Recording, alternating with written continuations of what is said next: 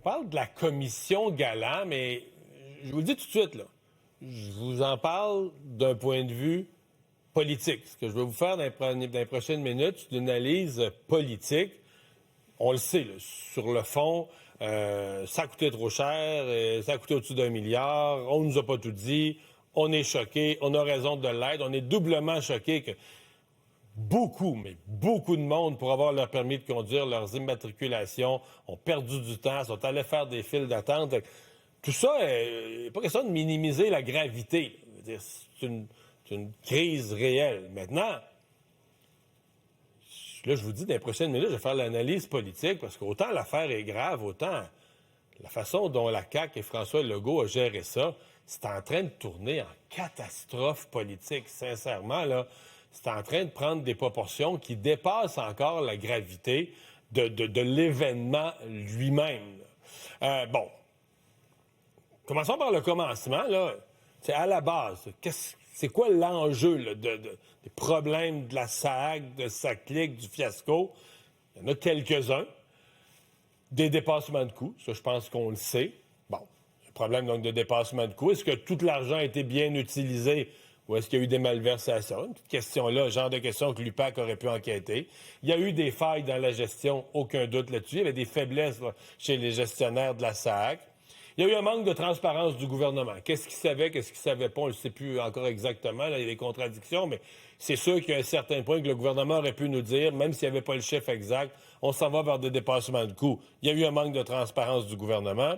Il y a des questions sur les attributions de contrats qui sont venues à l'interne à la SAAQ. Est-ce que les contrats étaient bien attribués? Mais tu sais, on a l'UPAC, l'autorité des marchés publics, on a des organismes pour étudier ce genre d'affaires-là. Parce que c'est un fiasco dans une seule société d'État, sur un dossier informatique, ça a foiré, ça a coûté cher, ça nous a donné des emmerdes et des files d'attente. Ça demeure, c'est pas tout le gouvernement qui est corrompu. Là. Puis la mise en service, je vous l'ai dit, était chaotique, les files d'attente et tout. Mais c'est une société d'État, un projet informatique. François Legault décide de faire une commission d'enquête publique là-dessus. Bon. Dans le passé, là, c'est jamais arrivé. C'est une première. Et on a fait des commissions d'enquête publique quand on avait des problèmes systémiques. Exemple, la commission Bastarache, la nomination des juges.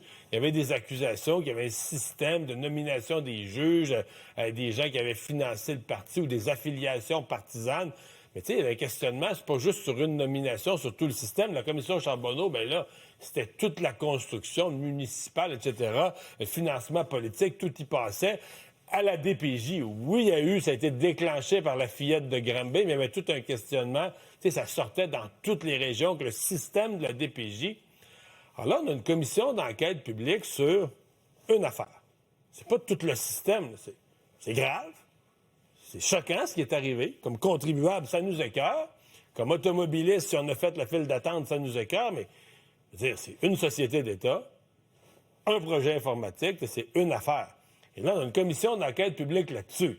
Mais la commission d'enquête là-dessus, moi, je dis c'est comme une première d'avoir une si grosse commission d'enquête sur un problème. Mais là, attends un peu, là. On a la gravité que ça prend, on n'a jamais vu dans l'histoire politique autant de ministres défiler. Là, ça a l'air d'être devenu l'affaire la plus grave de l'histoire du Québec, là. 5 ministres du gouvernement. Il y en a 2 qui ont déjà témoigné. Éric Kerr, c'est tout à l'heure, cet après-midi.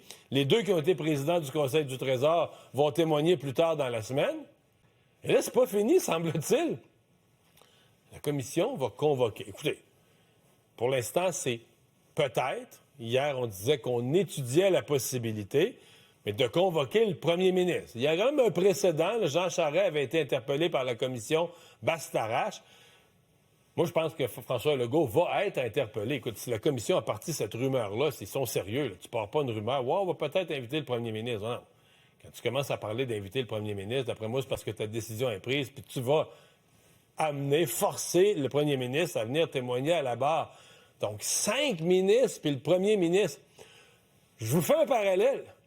La commission Charbonneau, qui était supposément la plus grosse du siècle, là, sur le scandale de corruption, construction, tout ce que tu veux, politique.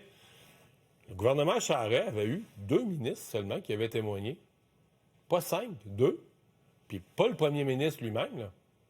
Alors, ça vous donne un peu une idée de, quand je vous dis qu'une catastrophe au niveau politique, ce que c'est en train de devenir. Puis c'est un ministre qui va témoigner. C'est jamais bon. Même si tu réponds bien aux questions, tu as toujours l'air. Tu es rendu à bord en train de témoigner dans une commission d'enquête publique. Je veux dire, le fait d'être assis sur la chaise, il a l'air d'avoir quelque chose de pas correct. Tu es déjà pris avec ça. Alors, c'est tout le questionnement, ce qui m'amène à essayer de mesurer là, les dommages politiques. Et on ne sait pas ce que l'avenir nous réserve. Là, François Legault a encore l'idée d'une relance, puis de repartir avec un remaniement ministériel. Mais là, le remaniement ministériel va être 5 ministres qui vont être passés devant une commission. Mais sincèrement, là, on est tout proche, là, aux abords de parler carrément d'un suicide politique. Je veux dire, on est à la limite de ça, de se demander là, qu'un parti politique, qu'un gouvernement... Bon, je comprends que l'intention, c'était pas ça. Là.